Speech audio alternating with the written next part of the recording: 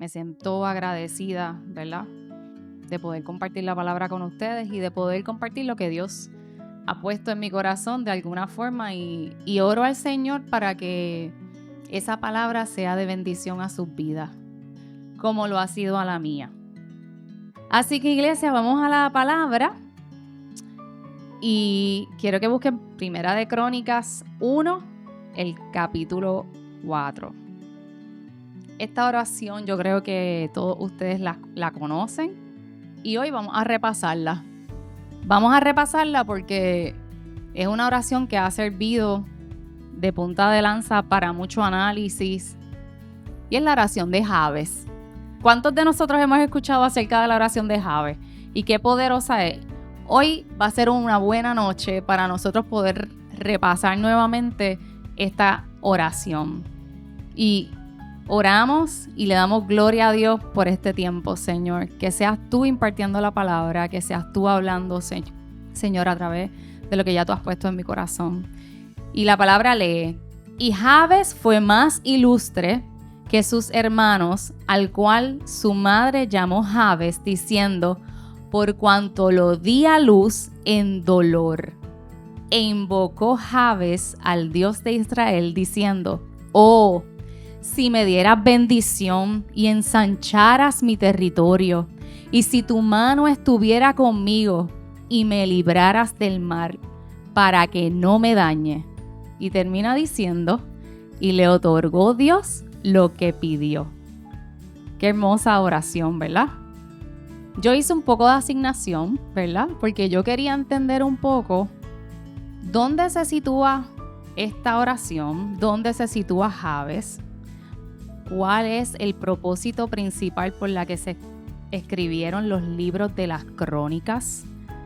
Porque usted sabe, honestamente, y hablo por mí, no hablo por ustedes, el libro de las crónicas uno comienza a leerlo y uno dice: esto yo creo que no es tan necesario, déjame skipearlo, déjame brincar esto, porque es un libro genealógico, es un libro que tiene muchos nombres, descendencia, así que puede ser un libro algo incómodo. Además de que llegas a algunos pasajes y te das cuenta que quizás la lectura puede ser un poco repetitiva, pues porque abarca reyes, Samuel, y hay historia, ¿verdad? Que tú dices, esto ya yo lo he leído. Así que yo me tomé un poquito la tarea y estoy muy segura que puede ser mucho más profundo de lo que yo les voy a decir, pero en un breve resumen quise saber y entender, Señor, ¿por qué tú quisiste que se preservaran los libros de las crónicas en la palabra? Y cuando indago un poco, el libro de crónicas dice que fue escrito por el sacerdote y escriba Esdras. Y yo me imagino que quizás en alguna otra colaboración, ¿verdad? Con sus pares. Y se dice que fue escrito luego del exilio, cuando comenzaron a regresar esos judíos israelitas que estuvieron en el exilio. Y lo que me llama la atención es cuál es la razón por la que Esdras se toma el tiempo de poder escribir estos libros, porque son Primera y Segunda de Crónicas. Y me doy cuenta que es prácticamente porque había una necesidad de que ese pueblo que estuvo en el exilio babilónico por muchísimos años pudiera recordar cuál era su verdadero propósito, cuál era la esencia por la que Dios los llamó como pueblo escogido. Y yo decía, qué interesante, ¿verdad? Que se haya tomado el tiempo, porque imagine usted que usted tiene un pueblo que es el pueblo del pacto, que es el pueblo de la alianza, que es el pueblo escogido por Dios, que en pocas palabras pasó la salsa y el guayacán porque no pudieron ser fieles y permitieron que otros ídolos y otras contaminaciones de otras culturas se adentraran. Imagínese usted cuánto más aún cuando llevaban en el exilio babilónico por tantos años. O sea, los que entraron no fueron los que salieron. Así que es importante y encontraron muy necesario poder empezar a escribir. Yo voy a escribir cuál es la descendencia de cada quien, porque yo necesito recordarle a esta gente cuál es el pacto de Dios sobre nosotros como pueblo, cuál es la esencia, cuál era su identidad dentro de la genealogía. Y básicamente, ¿verdad? Esto es muy resumido, pero uno de los objetivos es precisamente que el pueblo supiera cuál era su genealogía, y específicamente Esdras, que era escriba, que era sacerdote, pues tenía mucho interés en que el pueblo pues verdaderamente volviera a conocer esas prácticas de adoración, que no es que no las conocía, pero era importante preservarlas a lo largo, ¿verdad?, de toda la generación venidera. Así que cuando digo por qué razón la historia de Jabes se encuentra en ese capítulo 4, que si ustedes, ¿verdad?, me preguntan, yo pienso que el autor fue muy intencional en añadir esa historia y esa muestra que sirvió como ejemplo, ¿verdad?, precisamente porque estamos preservando y estamos destacando que si tú vienes ante la presencia de Dios con un corazón limpio, humillado, genuino, el Señor es fiel y justo para otorgarte lo que tú le pides. Así que esos primeros capítulos pues contienen la tabla genealógica mucho más amplia que puede, ¿verdad?, tener la Biblia. Y es fascinante este relato, no solamente por su contenido, no solamente por la oración que hace Jabes, sino por el desenlace que tiene la oración de Jabes. Así que se dice que Jabes se encuentra, ¿verdad?, cerca de la época de los jueces. El libro de Crónicas se redacta luego del exilio. Así que ahí tenemos a Jabes incorporando de una forma muy intencional la historia de Jabes con su oración y con su desenlace. Pero es bien interesante que el autor no hace referencia a ningún parentesco de Jabes. Usted sabe que si usted lee esos capítulos de antes, te dice exactamente quién fue su papá, quién fue su mamá, quiénes fueron sus hermanos, quiénes fueron sus abuelos. Es bien específico. Sin embargo, cuando llegamos al capítulo 9, lo primero que te dice es: y Jabes fue más ilustre que sus hermanos. Y aquí comienza. Yo digo, wow, yo aquí que soy bien curiosa, yo decía, ahí tiene que faltar algo. Ahí falta algo, ahí hay un versículo pero no, la realidad es que no, porque es que la palabra de Dios es totalmente perfecta e intencional. Y yo me preguntaba y yo decía, Señor, ¿hasta qué punto nuestra genealogía importa? ¿Hasta qué punto mi descendencia importa? Y dice la Biblia y comienza diciendo, y Jabes fue más ilustre que sus hermanos. Así comienza ese texto bíblico. Y me puse a buscar qué significa la palabra ilustre. Y significa en el hebreo keved. Y dice que se relaciona con el honor y con la gloria. Y dice que es una palabra que también tiene como significado peso. O sea, que Jabes, de alguna forma u otra, era una persona honorable.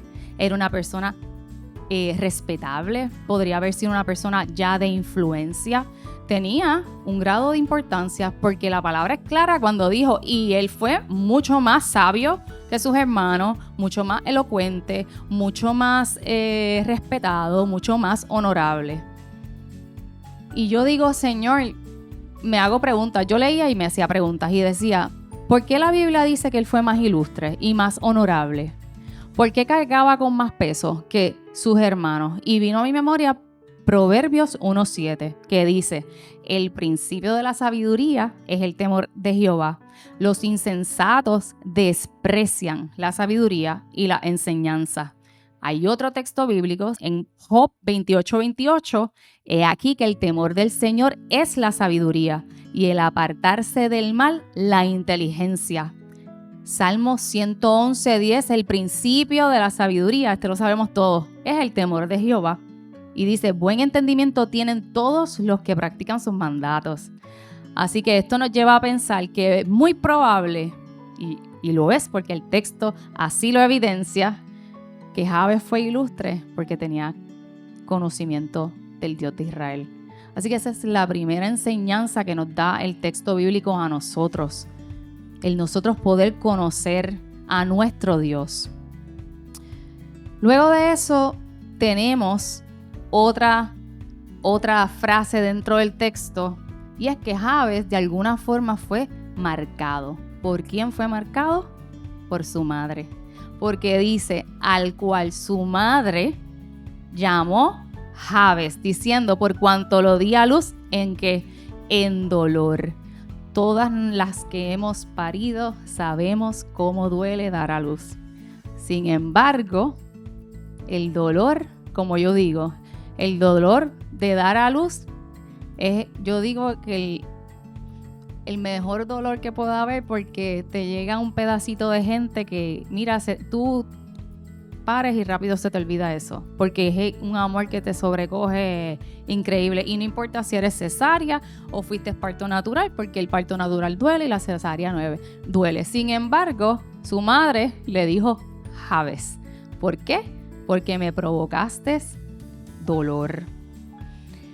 Y yo me pregunto, yo decía, ¿cuántos de nosotros pudimos haber sido marcados por quienes suponían darnos cuidado, por quienes suponían darnos protección y mucho más por quienes suponían darnos una identidad?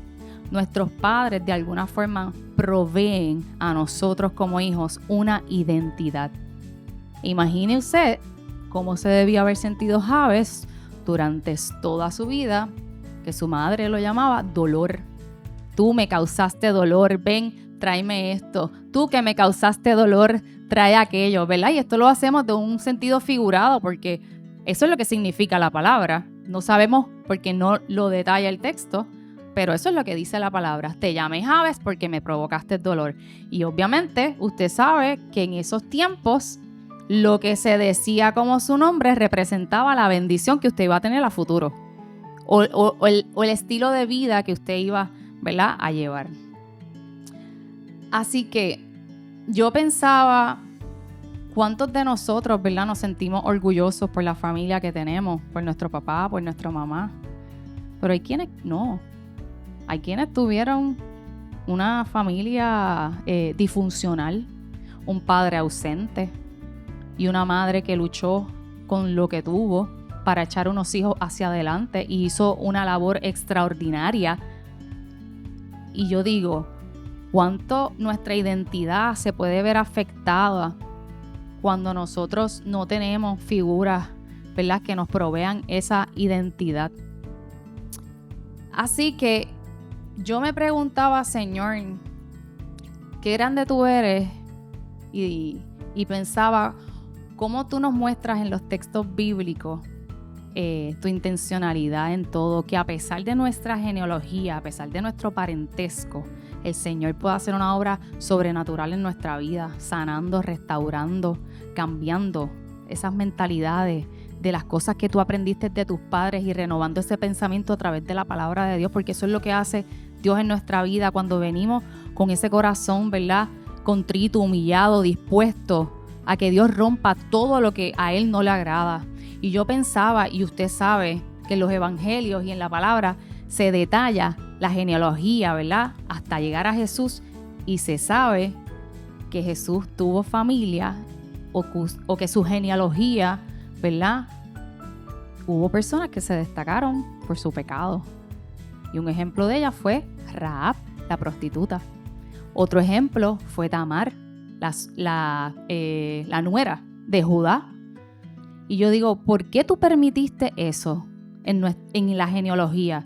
Porque era importante que nosotros supiésemos que no importa cuál es nuestra descendencia, que no importa de dónde nosotros hayamos nacido, el Señor nos provee una nueva identidad en Él. Y eso es fascinante, porque la Biblia eso es lo que dice de Jabes, que tuvo un nombre llamado dolor y se lo puso su mamá, y no detalla más nada, y que fue más ilustre que sus hermanos.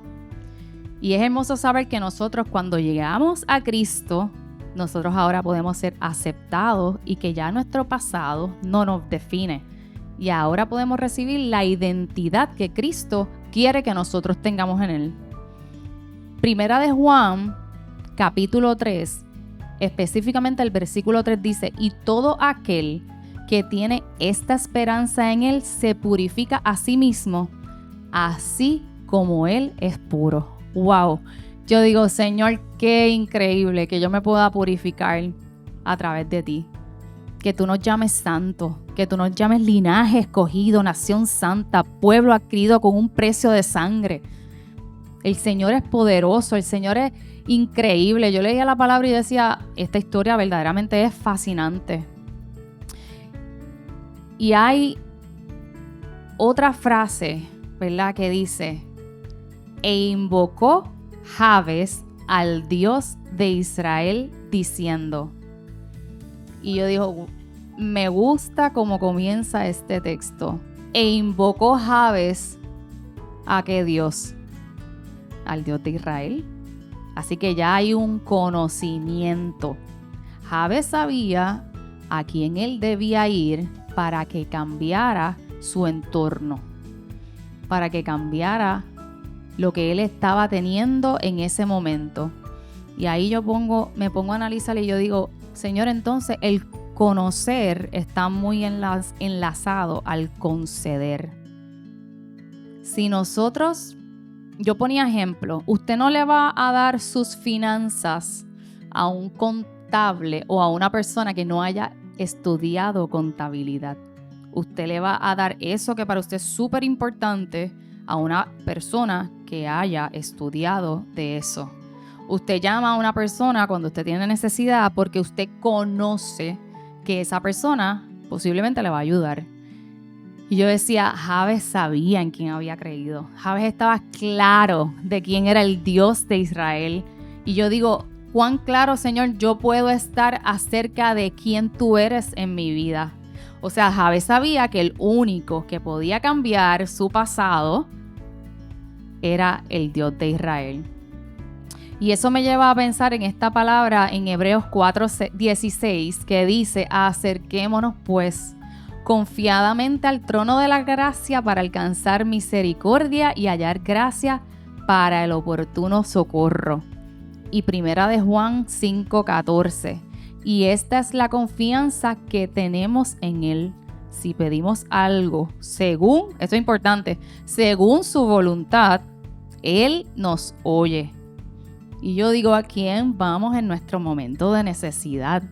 A veces, humanamente, como nuestro proceso natural, obviamente Dios habilita personas porque somos un cuerpo, pero ¿a quién vamos en nuestro momento de necesidad? Generalmente es a una persona, en vez de ir primero a Cristo. Porque muchas veces, cuando nosotros estábamos en momentos de necesidad, hay como ese chip que se nos enciende, que es como de alerta, emergencia, y rápido es como si nosotros, lo primero que encontremos físicamente, maybe a lo mejor eso es a quien vamos a ir. Sin embargo, es a Dios que tenemos que ir en nuestro momento de necesidad, en nuestro momento de angustia. Hay una palabra que también me toca, que pensaba que muchas veces la hemos repasado en las vasijas, y es Marcos 11:24, que dice que todo lo que nosotros pidamos, que tenemos que creer que nosotros lo vamos a recibir. Y yo decía, o sea que Dios no quiere que tú te acerques en oración con falta de fe, aunque Él sabe que somos, ¿verdad?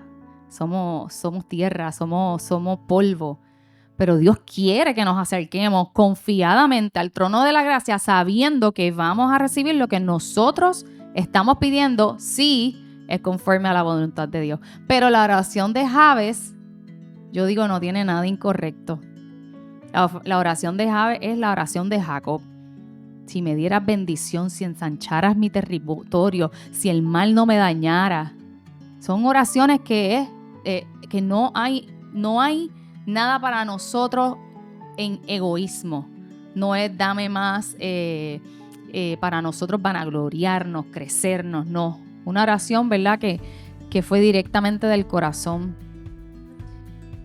Y cuando analizaba esto, una de las primeras preguntas que tuve fue, Señor, ¿qué cualidades tuviste en Jabes? ¿Qué cualidades tuviste en Jabes que tú le otorgaste lo que él te pidió? No hemos pensado en eso, porque esta oración ha servido como modelo. pero genuinamente, ¿por qué Dios le otorgó lo que él pidió? ¿Qué tenía Jabes dentro de sí que Dios le dice, no se diga más, concedido? Aunque la historia no te dice cuánto tiempo pasó, cuáles fueron sus procesos, si fueron muchos años en lo que le otorgó Dios lo que él pidió, pero se lo otorgó. La Biblia es clara y dice que se lo otorgó. Y la primera cualidad que yo identifico y que yo estoy segura que ustedes identifican, que ustedes piensan, ¿cuál es la primera cualidad que nosotros podemos identificar en esa oración? Un corazón humilde. Eso es. Jabes se acercó en oración con un corazón humilde, con rendición, humillado.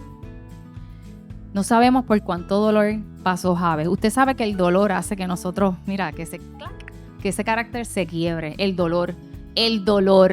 Curiosamente, luego de los años uno dice, no, el dolor, eso lo envía Satanás. No, el dolor lo envía Dios para quebrar nuestro carácter, para transformar lo que nosotros somos, para pulir, para que nosotros podamos sacar todas esas cosas a veces que tenemos, que llevamos cargando. A veces tenemos cargas muy pesadas.